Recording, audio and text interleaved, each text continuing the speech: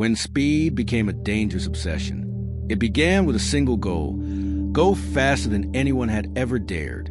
What followed was a pursuit so intense, so relentless, that it reshaped the very soul of automotive engineering. Limits blurred, rules bent, and a machine built for glory soon carried the weight of consequences no one was prepared to face. Today, we look back at this moment through softened memories and polished legends. But the truth is sharper. This was an era fueled by ambition and adrenaline, a time when going faster wasn't just a measurement, it was a statement. And the machines born from that obsession pushed humanity into a realm where triumph and disaster lived side by side. To understand what happened, we must return to the period when speed became more than a number. Manufacturers were locked in fierce competition. Each breakthrough was met with another, more aggressive attempt to dominate the road and track. Engines grew stronger. Aerodynamics grew wilder. Safety measures struggled to keep pace with the escalating stakes. But the world demanded spectacle, and engineers delivered at a cost few recognized at first. The story begins with a car unlike anything before it. Sleek, violent, purpose-built for acceleration that felt almost unnatural. Early tests revealed breathtaking potential. It sliced through wind with uncanny stability. It leapt from zero to impossible speeds with terrifying ease. Test drivers emerged shaken not by fear, but by awe. They had touched something close to the edge of physics, and it changed them. Yet buried within the triumph were early warning signs. The chassis flexed under loads no previous design had endured. Tires strained at temperatures they were never meant to reach. The engine consumed fuel with a hunger that bordered on uncontrollable. But each red flag was ignored or minimized. The pursuit of speed demanded sacrifice, and the industry, without knowing it, was preparing to pay. As the machine neared public release, excitement drowned out caution. Headlines celebrated it as a miracle of engineering. Advertisements crowned it the future. Competitors scrambled to respond. But the pace of progression had become unsustainable. The car symbolized a moment when innovation ran ahead of wisdom, when ambition ran ahead of understanding. And in that dangerous gap between achievement and consequence, the real story began. The first cracks appeared during high-intensity endurance trials. Engineers noticed subtle distortions in the frame. Tiny, almost invisible shifts that suggested the car was operating beyond the threshold its materials could safely endure. At lower speeds, the issues vanished. But when pushed to the limits that defined its identity, the machine revealed a truth everyone had tried to ignore. It was too powerful for its own foundation. Test drivers began reporting strange sensations. A faint shimmer in the steering at maximum load. A brief hesitation in traction when the car transitioned through high-speed corners. Nothing catastrophic, just enough to hint that the balance between speed and stability was thinner than they had hoped. Yet instead of slowing down development, executives demanded faster results, faster numbers, faster headlines. The pressure to impress had grown larger than the responsibility to protect. As engineers dug deeper, they discovered another problem. The engine, though capable of generating unprecedented power, produced heat far beyond what standard cooling systems could manage. Radiators struggled, oil temperatures spiked, even with reinforced materials. The thermal stress crept into components that were never meant to withstand such punishment. But removing power wasn't an option.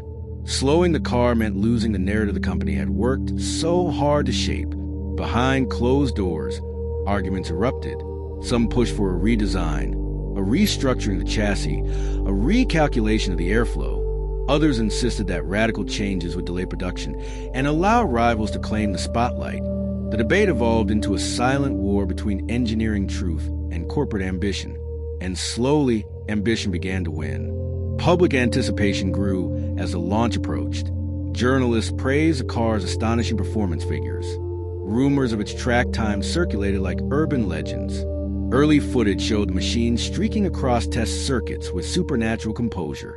But hidden beyond the camera frame were teams of mechanics replacing strained parts, recalibrating systems, and managing weaknesses that could never be spoken aloud. Meanwhile, the tires became a story of their own. At top speed, their structural integrity hovered on a razor's edge. The friction generated forces so extreme that even minor fluctuations in temperature or surface conditions could tip them into instability. Engineers warned that the margin for error had become dangerously small, but the marketing message had already been written.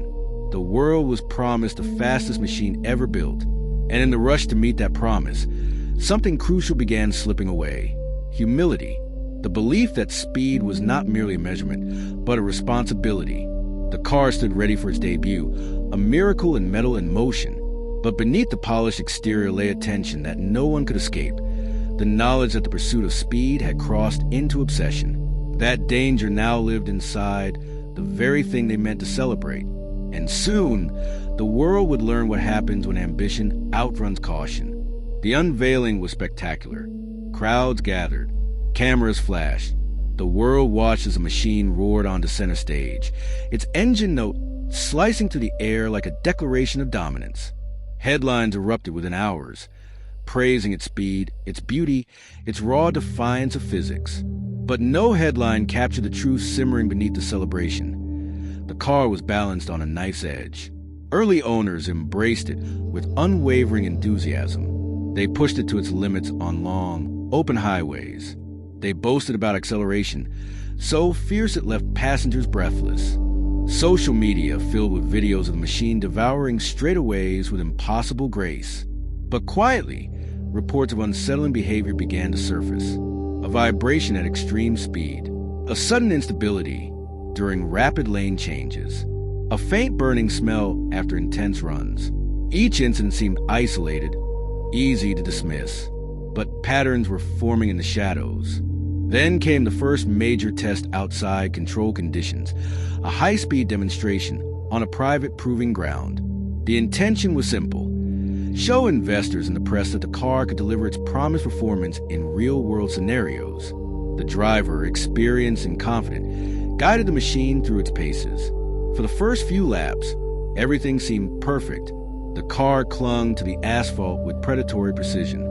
But as speed mounted, the strain began to show. Observers noticed the tires shimmering under heat stress. Sensors recorded rising temperatures deep inside the engine bay. The chassis flexed in ways it never had during slower runs. And then, during a sudden directional change meant to showcase agility, the rear end wavered. Just a fraction of a second, just a fraction of a degree. But in a car this powerful, fractions mattered. The driver compensated instinctively.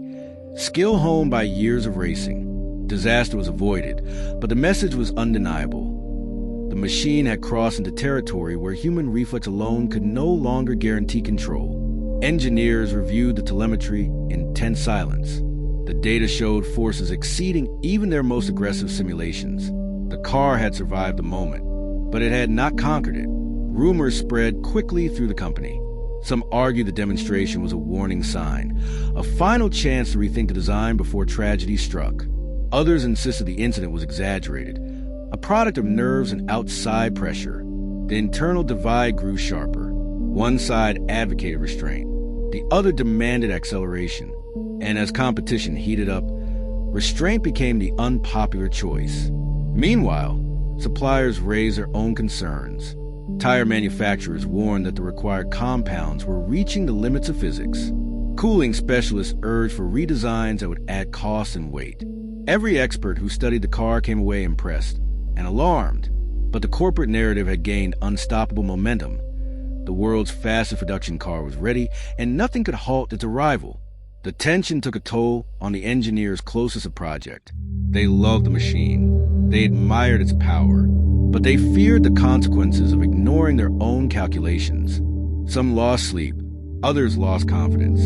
Yet all of them felt bound by a truth that was becoming impossible to avoid.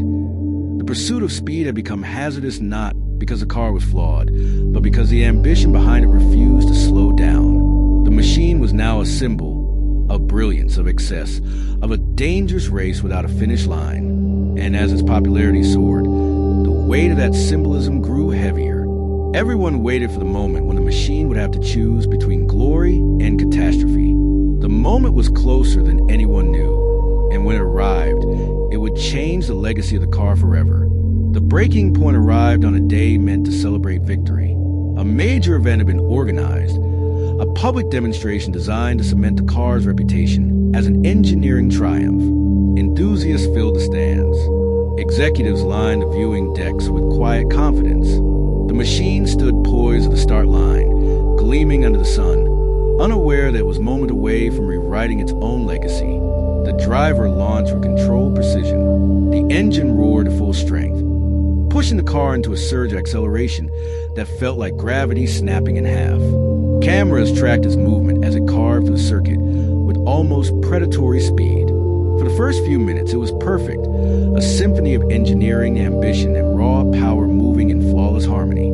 But perfection is fragile. As the car entered the high-speed sector, the most demanding stretch of the track, the forces acting on it grew immense. The tires, heated beyond their ideal window, began to soften. The chassis, already strained from torque and aero load, flexed under stress that had been warned it might not survive. And then, in a moment too fast for the human eye to see, a tiny imbalance turned catastrophic. A micro shift in traction, a sudden surge of temperature, a fraction of a second where physics demanded payment for every risk ignored. The rear end snapped. The car veered sideways at terrifying speed. The driver fought to regain control, but even skill has limits when machinery surpasses the boundaries of what a human body can react to. The machine spun, lifted, and collided with a barrier in an explosion of debris and dust. Silence fell over the crowd.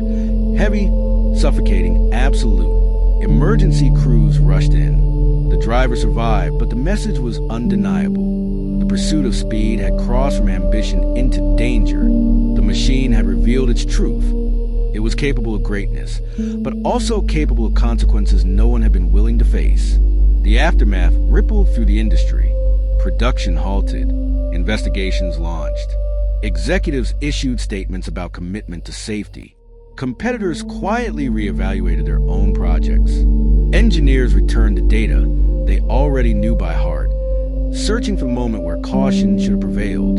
And the once celebrated car became a symbol of a harsh but necessary lesson. At its core, the story wasn't about failure. It was about clarity. It revealed the real cost of chasing the extreme without acknowledging the responsibility that accompanies power. It reminded the world that engineering is not just about reaching higher numbers. It is about understanding the weight those numbers carry.